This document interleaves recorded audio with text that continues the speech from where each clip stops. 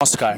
অসমত এতিয়া আৰু নিবনুৱা নাই অৰ্থাৎ অসমত আৰু এতিয়া চাকৰি পাবলগীয়া লোকৰ সংখ্যা কোনো নাই যিমানবোৰ শিক্ষিত নিবনুৱা অসমত আছিল সেই সকলোকে অসম চৰকাৰে বৰ্তমান সকলোকে সংস্থাপন দি গ'ল যিবোৰ লোক টিচিং লাইনত যাব লগা আছিল যোৱাম বুলি ভাবিছিল এছিষ্টেণ্ট প্ৰফেছৰ হ'ম বুলি ভাবিছিল সেই সকলোকে অসম চৰকাৰে সংস্থাপন দি গ'ল অৰ্থাৎ অসমখন নিবনুৱা শূন্য হৈ বৰ্তমান সময়ত পৰিল হয় অসম চৰকাৰে যোৱা কেইদিনমান আগত এনেকুৱা এটা সিদ্ধান্ত লৈছে যিটো শুনি হয়তো আপুনিও তেনেকৈ ভাবিব যে বৰ্তমান অসমত নিবনুৱা কোনোৱে নাই নেকি চাকৰি পাব লগা কোনোৱে নাই নেকি অসম চৰকাৰে সকলোকে চাকৰি দিয়া হ'লেই নেকি অসম চৰকাৰৰ এই সিদ্ধান্তটো শুনি আপুনিও ভাবিব তেনেকৈ তো বলক কি সিদ্ধান্ত আমি জানিবলৈ চেষ্টা কৰোঁ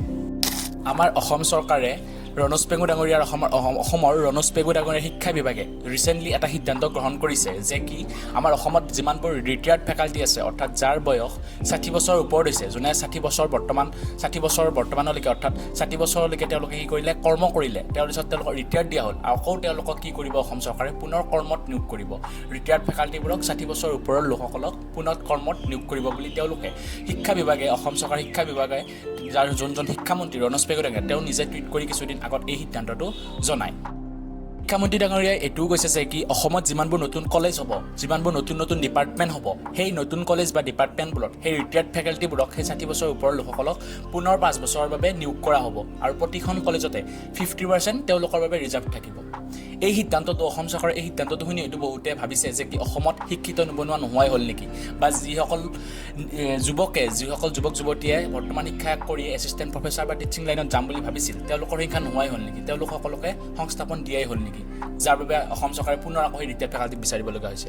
তেওঁলোকে অসম চৰকাৰে এইটো জনাই দিছে যে কি এখন কলেজৰ মানদণ্ড আৰু ইনটেক কোৱালিটিটো উন্নত কৰিবৰ বাবে তেওঁলোকে এই সিদ্ধান্তটো লৈছে ৰিটায়াৰ্ড ফেকাল্টিক নিয়োগ কৰাৰ পুনৰ সিদ্ধান্তটো তেওঁলোকে এইটো কাৰণতে লৈছে যে কি কলেজৰ মানদণ্ড উন্নত কৰা আৰু ইনটেক কোৱালিটি উন্নত কৰিবৰ বাবে কিন্তু অসম চৰকাৰৰ এই সিদ্ধান্তটো বাৰু কিমানখিনিলৈকে যুক্তিকৰ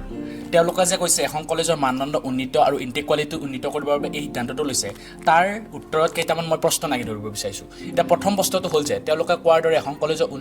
উন্নত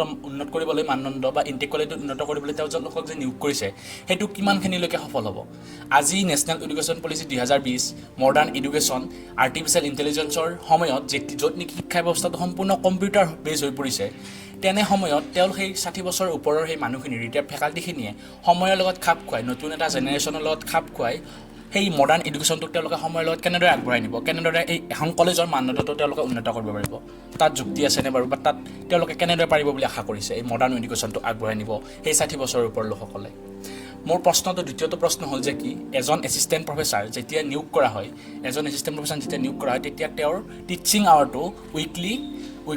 16 আৱাৰ থাকে অৰ্থাৎ 16 ঘণ্টা তেখেতে কাম কৰিব লাগে টিচিং কৰিব লাগে কিন্তু 16 ঘণ্টাৰ ভিতৰত তেখেতে 8 ঘণ্টা ক্লাছৰুমত টিচিং কৰিব লাগে আৰু 8 ঘণ্টা বাকী ৰিচাৰ্চ বা কিবা অন্য ফক্সি ক্লাছ বা কিবা গাইড থাকিলে কৰিব লাগে সেই এছিষ্টেণ্ট প্ৰফেছৰজন যেতিয়া পুনৰ প্ৰমোশ্যন পায় এছ'চিয়েট প্ৰফেছৰলৈকে সেই এছ'চিয়েট প্ৰফেছৰলৈকে প্ৰমোশ্যন পোৱাৰ লগে তেখেতৰ উইকলি যিটো টিচিঙৰ সেইটো কমি আহে 14 ঘণ্টা হয় আকৌ সেই 14 ঘণ্টাটো যায় 12 ঘণ্টা হ'ব যেতিয়া নেকি তেওঁ এছ'চিয়েট প্ৰফেছৰৰ পৰা যায় পুনৰ প্ৰফেছৰলৈকে প্ৰমোশ্যন পায় অৰ্থাৎ বয়সটো বাঢ়ি যোৱাৰ লগে লগে ছিনিয়ৰ হৈ যোৱাৰ লগে লগে চৰকাৰে কি কৰে তেওঁক প্ৰমোশ্যন দি দিয়ে আৰু তেওঁৰ তেতিয়া যায় প্ৰফেছৰ হোৱাৰ লগে লগে তেওঁ উইকলি আৱাৰটো টিচিং আৱাৰটো 12 ঘণ্টা হৈ পৰে কিন্তু আমাৰ অসমৰ কোনখন কলেজত প্ৰকৃত ৰূপত ৰিচাৰ্চ চলি আছে আমাৰ ইউনিভাৰ্চিটিখনক বাদ দি বাকী অসমৰ এখন কলেজতো প্ৰকৃত ৰূপত ৰিচাৰ্চ চলি থকা নাই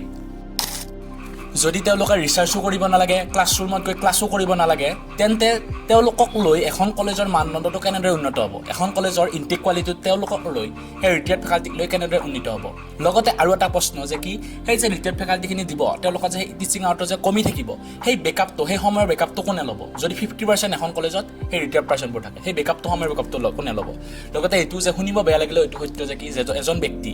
60 বছৰ ওপৰত হৈ যোৱাৰ পিছত ৰিটায়াৰ্ড দিয়াৰ পিছত তেখেতে পুনৰ আকৌ গৈ ক্লাছৰুমত ক্লাছ কৰাৰ তেখেতৰ সেই কোৱালিটিটো নাথাকে তেখেতৰ সেই এনাৰ্জিটো নাথাকে সেয়া লাগিলে ফিজিকেলি হওক বা মেণ্টেলি হওক সেই পটেঞ্চিয়েলটো তেখেতৰ গাত কেতিয়াও নাথাকে তেনে ক্ষেত্ৰত এখন কলেজৰ মানদণ্ড চৰকাৰে কেনেদৰে উন্নত হ'ব বুলি ভাবিছে ইনটেক কোৱালিটি কেনেদৰে উন্নত কৰিব সেই ৰিটায়াৰ্ড ফেকাল্টিক পুনৰ নিয়োগ কৰি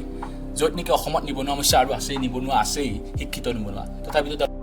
সেই 60 বছৰৰ ওপৰৰ লোকসকল সেই ৰিটায়াৰ্ড ফেকাল্টিক লৈ এখন কলেজৰ মানদণ্ড কেনেদৰে চৰকাৰে আগবঢ়াম বুলি তেওঁলোকে নিজে কৈছে তাৰ লজিকটো কৰিছে সঁচাই ভাবিলে আচৰিত লগা এটা সিদ্ধান্ত অসম চৰকাৰে এইটো ল'বলৈ গৈ আছে অসমৰ শিক্ষা বিভাগে ল'বলৈ গৈ আছে তাৰ ওপৰত মই এইকেইটা প্ৰশ্ন দাঙি ধৰিলোঁ আপোনালোকে কেনে লাগিল জনাব আৰু আপোনালোকৰ কি আছে প্ৰশ্ন কমেণ্ট ছেকশ্যনত জনাব